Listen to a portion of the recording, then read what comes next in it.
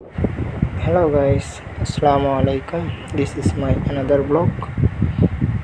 আজকে মাছ ধরতে এসেছি আমরা একটা নদীর তীরে, যেখানে মনে করেন যে গুঁড়ো মাছ পাওয়া যায়। এখানে বড় ভাই আর ছোট ভাই জাল টানতেছে, দেখা যাক কি মাছ পাওয়া যায়। এখানে তো সব কিছু পাওয়া যায়, চিংড়ি, পুঁটি, ডাঁটা, তেলাপিয়া সহ সব কিছু মাছ পাওয়া যায়।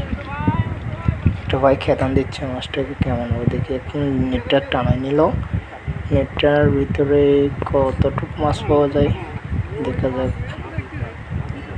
হ্যাঁ, মাছ আছে, ইনশাল্লাহ পাওয়া গেছে মাছ। এরকম করে আমাদের মাছ আজকে ধরবো। আজকে রবিবার, ছুটির দিন বলে আমরা একটু মাছ মারতে এসেছি এখানে। বড় ভাই নিজের রুম থেকে নিজের মশারিটাকে নিয়ে আসছে মাছ ধরার তখনই। সে মাছ না ধরে আর যাবে, সে অনেক কষ্ট করে মাছ ধরতেছে একা একা। আর বাইরে তো মনে করেন যে দেখতেছে জিনিসটা কেমন হয়েছে। আর সবার শেষে দেখেন আমরা এতটুকু মাছ পাইছি।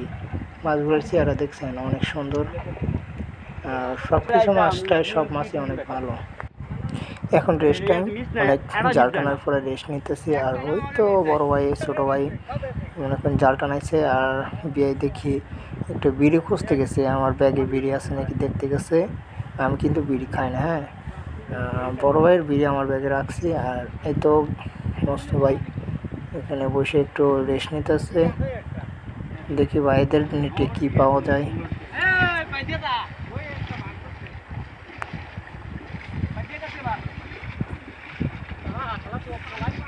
জাল টানানোর পরে দেখা যাক কি পাওয়া যাচ্ছে। কিছুই নাই, নেটের ভিতর কিছু নাই। দুজন অনেক হতাশ যে নেটের ভিতর কিছু পাওয়া গেল না।